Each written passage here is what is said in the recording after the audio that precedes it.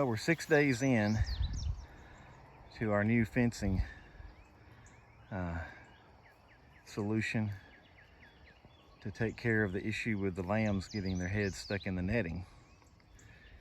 And the problem is, as you can see here, this field to the right, or this little paddock to the right, is where they've been grazing for the last few days. Over here to the left, they just came onto this just a few minutes ago.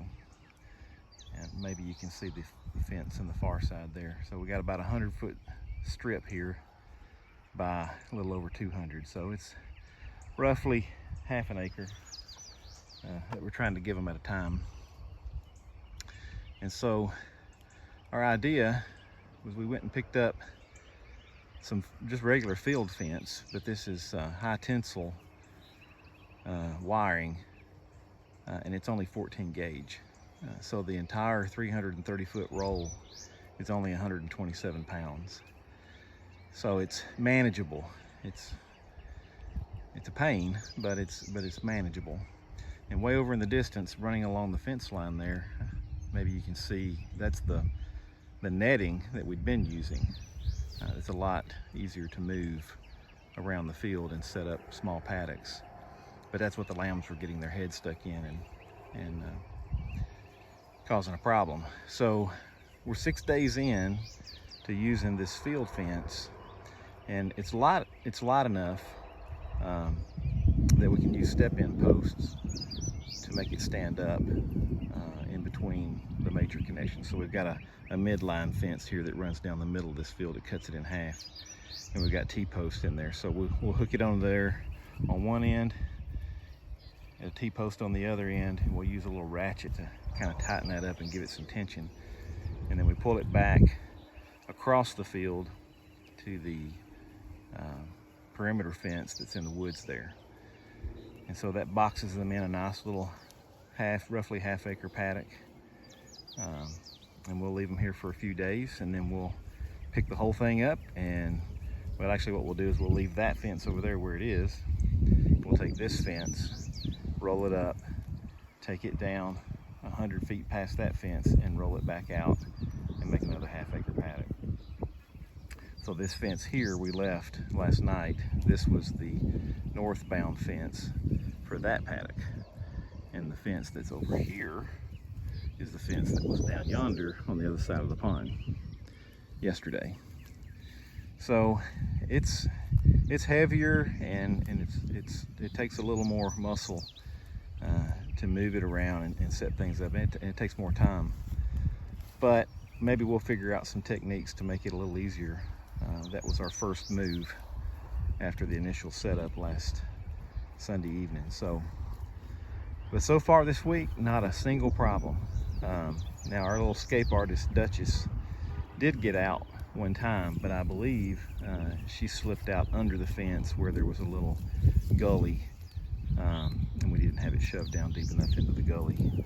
So not a fence problem per se, just she's just our little Houdini, and if there's a way out, she'll find it.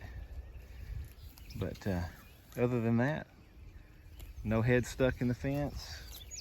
Really no pressure at all on the fence. Yesterday, they were getting a little tired of this field here. There's a lot of grass left in this field.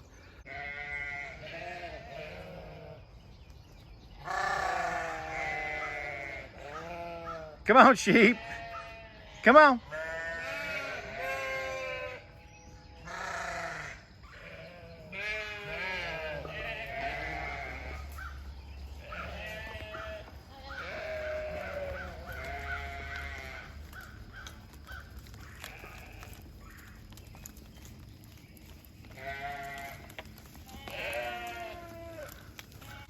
Let's go. What are we stopping here for?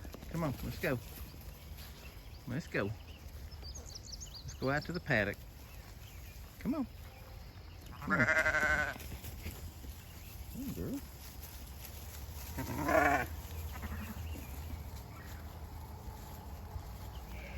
Come on, everybody.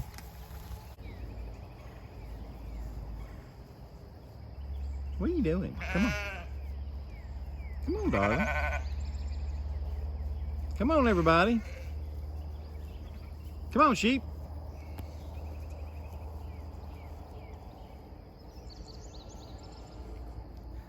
What are you doing? Come on, babies. Come on, sheep. Come on.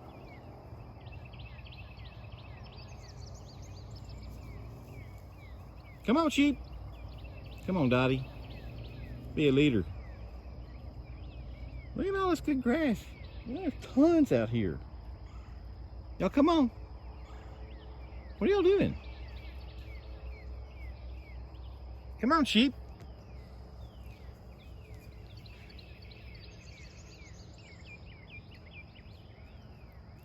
Come on, sheep.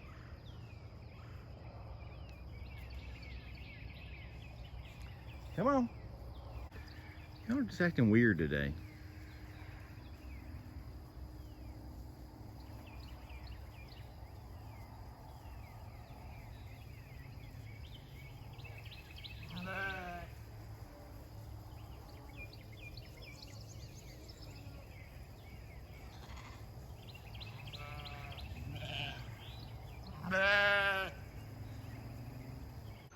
But it's not the stuff that they prefer, and a lot of it has matured and lost its palatability. So this morning when they got over into here, you can see down in the bottom there's just tons of nice, fresh, lush. I tell them it's ice cream and Snickers bars and cookies. That's what they like to eat. They don't like to eat their Brussels sprouts and their green beans and English peas. But we make them stay long enough that they have to eat some of it, because there's good nutrients and all that. But they're just like kids, just like us. We like to eat what we like.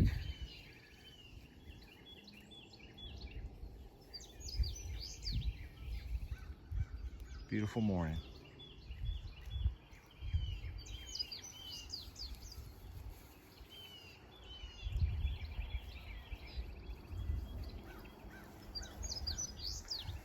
And week before last, we cut the other half of this field for hay.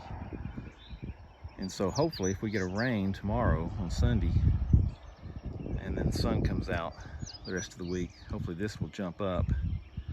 And there's a chance that we may go ahead and cut the rest of this field down past where they're at now for hay, and then move them back down to the south end down here and start them working up this side of the field. So we're playing it by ear.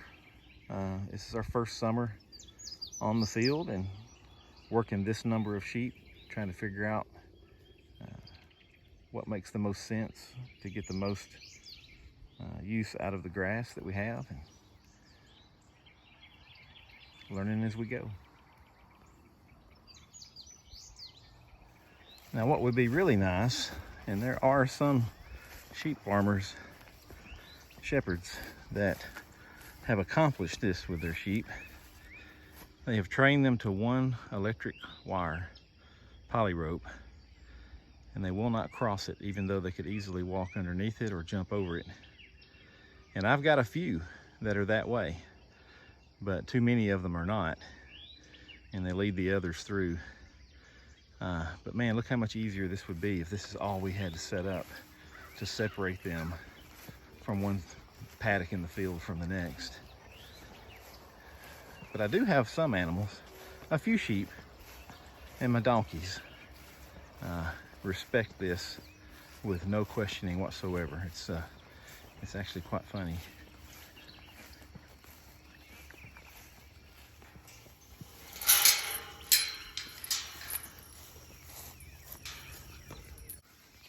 Come on, girls. Shallow. Scarlet. Come on, girls. Come on, Scarlet. Y'all come on through. Come on. Come on in. Y'all come on down. I don't have any treats right now. No, no treats. Just grass. Just good grass. Come on, baby. Come on, let's go. See, even though they could just walk right over that fence or stick their head underneath it and walk underneath it. They won't even challenge it. Boy, if I could get the whole flock of sheep to do that, life would be a lot easier.